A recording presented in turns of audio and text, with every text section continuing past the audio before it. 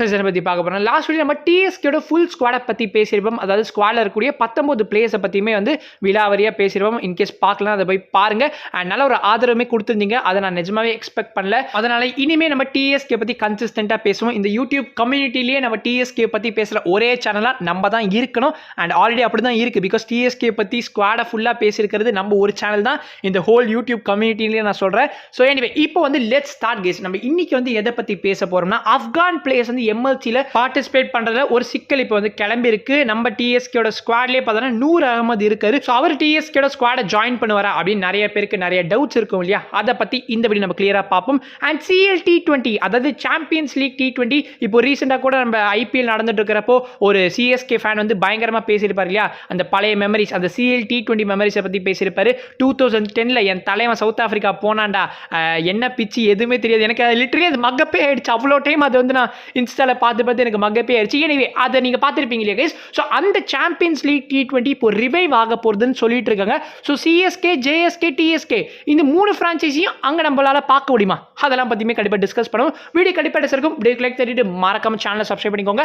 இவங்க வீடியோ தெரிஞ்சுக்கலாம். இப்போ நம்ம ஆப்கானிஸ்தான் பிளேயர்ஸ் இஷ்யூக்கு வருவோமே. ஸோ எம்எல்சி எங்க நடக்க போறது நம்ம எல்லாருக்குமே தெரியும். யூஎஸ்ல நடக்க போறது. யூஎஸோட பிரசிடென்ட் டொனால்ட் ட்ரம்ப் இப்போ 12 கண்ட்ரீஸ் மேல பேன் ஒன்று போட்டிருக்காரு. அதாவது யூஎஸ்க்கு அந்த 12 கண்ட்ரீஸோட சிட்டிசன்ஸ் டிராவல் பண்ணக்கூடாதுன்னு வந்து சொல்லியிருக்காங்க. அந்த 12 கண்ட்ரீஸ் லிஸ்ட்ல ஆப்கானிஸ்தானுமே வந்து இடம் பெற்றிருக்கு. ஸோ இப்போ ஆப்கானிஸ்தான்லேருந்து 7 பிளேஸ் எம்எல்சியில் வந்து பிளே பண்ண போறாங்க. ரஷீத் கான், அஸ்மத்துல்லா ஒமசாய் அண்ட் நவீன் உல்-ஹக் வந்து எம்ஐ நியூயார்க்கோட ஸ்குவாட்ல வந்து இருக்காங்க. குல்பதி நைப், ஃபசல் அக் ஃபரூக்கி அண்ட் வக்கார் சலாம்கீல் இவங்க 3 பேருமே சியாட்டில் ஆர்கர்ஸோட ஸ்குவாட்ல இருக்காங்க.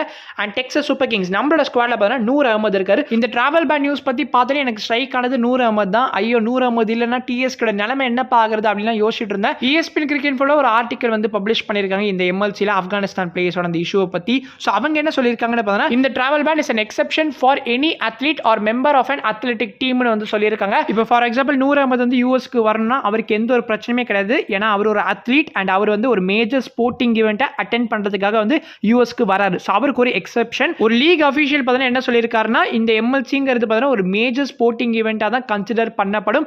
அதனால எந்த ஒரு பிளேயருக்குமே எந்த ஒரு பிரச்சனையும் இருக்காது. எல்லாருமே வந்து யூஎஸ்க்கு வந்துருவாங்க. அண்ட் ஆல்ரெடி பார்த்தீங்கன்னா சில பிளேயர்ஸ்லாம் வந்து விசாஸ் எடுத்துட்டாங்க. சில பிளேயர்ஸ் இன்னுமே அப்ளை பண்ணிட்டு வர வேண்டியது இருக்கு அப்படின்னு வந்து சொல்லியிருக்காங்க. நம்ம நூர் அகமது பார்த்தீங்கன்னா ஆல்ரெடி விசா எடுத்துட்டாரு. உங்க எல்லாருக்கும் தெரியும் நம்பரை நம்ம ஆல்ரெடி இதை பத்தி கன்ஃபார்ம் பண்ணியிருப்போம். இந்தியா பாகிஸ்தான் வார் அப்போ வந்து நம்ம நூர் அகமது சென்னையிலே ஸ்டே பேக் பண்ணி இந்த யூஎஸ்ஏ விசா ஃபார்மாலிட்டிஸ்லாம் வந்து கம்ப்ளீட் பண்ணிட்டாரு. ஸோ எனி டைம் சூன் நம்ம நூர் அகமது டிஎஸ்கோட கேம்ப்ல எதிர்பார்க்கலாம். Already one of support staff Albie Morkel பார்த்தீங்கன்னா வந்து ஹீஸ் ஆஃப் டு எம்எல்சி அப்படின்னு வந்து ஒரு போஸ்ட் ஒன்று போட்டிருக்காரு. ஸோ எஸ் அவருமே எனி டைம் சூன் வந்து டிஎஸ்கோட கேம்பை ஜாயின் பண்ணுவார். ஆல்ரெடி வந்து ஜாயின் பண்ணிருக்கிறதுக்குமே பாசிபிலிட்டிஸ் இருக்கு. ESPN கிரிக்கெட் ஃபுல்லாக பப்ளிஷ் பண்ணிருக்கிற இன்னொரு ஆர்டிகல் பத்தியுமே இப்போ வந்து ட்ரெண்டிங்காக சோஷியல் மீடியாவில் பேசிட்டு இருக்காங்க மக்கள். அண்ட் இது எக்கச்சக்கமான வார்த்தைகள் வந்து இதே மாதிரி வந்து நியூஸ் வந்திருக்கு. ஆனால் இந்த வாட்டி நிஜமாவே சிஎல் T20 ரிவைவ் பண்ணி ஸ்டார்ட் பண்ணிடுவாங்களோ அப்படின்ற மாதிரி தான் தோணுது. ஏன்னா இப்போ ரீசெண்டாக இங்கிலாந்து கிரிக்கெட் போர்டோட chief executive world club championship is on the cards அப்படின்னு வந்து சொல்லியிருக்காரு. இது வேற எதுவும் கிடையாது கைஸ். இப்போ சிஎல் T20ல வந்து BCA cricket south Africa and cricket Australia சேர்ந்து நடத்தின டோர்னமெண்ட் அது. ஆனால் இந்த வாட்டி பார்த்தீங்கன்னா ECB வந்து இதை வந்து முன் வச்சு இப்போ வந்து சொல்லியிருக்கிற காலத்தில் ECB தான் நடத்த போற மாதிரி தெரியுது. ஆனால் அவ்வளோ அசால்ட்டாக ECBயால் நடத்த முடியாது. ஸோ BCAமே கோ ஹோஸ்ட் பண்ற மாதிரி தான் இருக்கும். சிஎல் T20 வந்து 2009 2014 வரைக்குமே நடந்திருக்கும். ஆனால் அந்த நேரத்தில் வந்து நிறைய மக்கள் அதுக்கான சப்போர்ட்டிவ் ஆதரவு வந்து கொடுக்காம இருந்த காலத்தில் அந்த லீகை பார்த்தீங்கன்னா வந்து ஜஸ்ட் ஸ்கிராப் ஆஃப் பண்ணிட்டாங்க. ஆனால் இப்போ வரைக்குமே சில மக்கள்லாம் வந்து இருக்காங்க, சிஎல் T20 திரும்ப கொண்டு வாங்க, சிஎல் T20 ஃபேன்ஸ் பார்த்தீங்கன்னா நிறைய பேர் இருக்காங்க இல்லையா?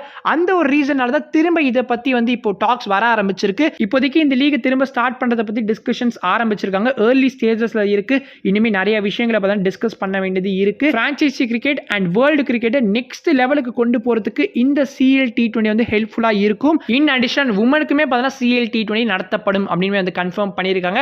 எல்லா கிரிக்கெட் போர்ட்ஸுமே வந்து ஒன்னா வந்து கை கொடுத்து இதை பிளான் பண்ணா மட்டும்தான் நடத்த முடியும். ஏன்னா இது வந்து அசால்ட்டா நடத்தக்கூடிய விஷயம் கிடையாது கைஸ். ஆக்சுவலி இந்த லீக் நடத்துறதுல நிறைய பிராக்டிக்கல் டிஃபிகல்ட்டிஸ் இருக்கு.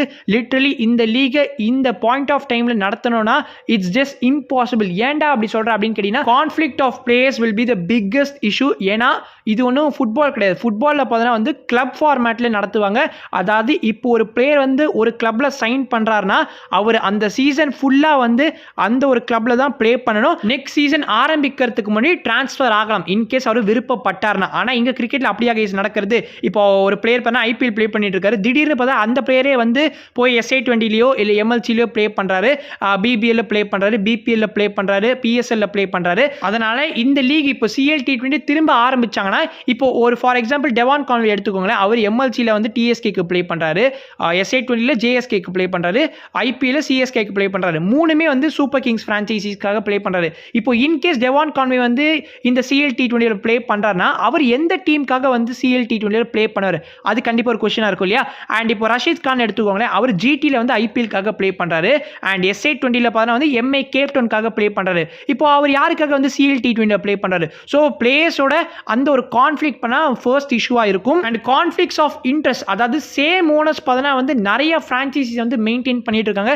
இப்போ அம்பானியோட MA எடுத்துக்கோங்களேன். அவங்க லிட்டரலி 5 லீக்ல பார்த்தீங்கன்னா டீம் வச்சிருக்காங்க. நம்ம CSK 3 லீக்ஸ்ல பார்த்தீங்கன்னா வந்து டீம்ஸ் வச்சிருக்காங்க.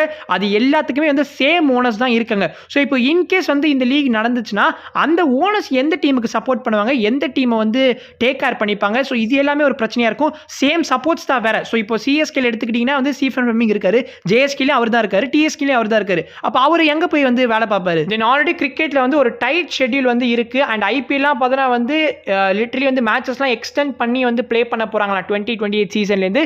ஸோ இந்த CL T20 வந்து எந்த விண்டோவில் நீங்கள் நடத்துவீங்க? அதுவுமே வந்து ஒரு பெரிய சிக்கலாக இருக்கும். யாகேஸ் நிறைய ப்ராக்டிக்கல் டிஃபிகல்ட்டிஸ் இந்த லீகை நடத்துறதுல வந்து இருக்கு. பட் இருந்தாலுமே இந்த லீகை வந்து திரும்ப ரிவைவ் பண்ணாங்கன்னா ரொம்ப ரொம்ப மகிழ்ச்சியாக இருக்கும். நம்ம CSK, JSK அண்ட் TSK 3 ஃப்ரான்ச்சைஸியும் வந்து குவாலிஃபை ஆகி ப்ளே பண்ணாங்கன்னா வர மாதிரி இருக்கும். ஸோ கைஸ் நீங்கள் நினைக்கிறீங்க இந்த CL T20 ரிவைவ் பண்ணாங்கன்னா இந்த CL T20யோட ஃபார்மேட் என்னவா இருக்கணும், இந்த லீகை எப்படி நடத்தணும், உங்களோட ஒப்பீனியன்ஸை கண்டிப்பாக கமெண்ட்ஸ் சொல்லுங்கள். அண்ட் அவங்களை இன்னொரு வீடியோவில் சந்திக்கிறேன். அது வரைக்கும் பீஷியஸ் பை.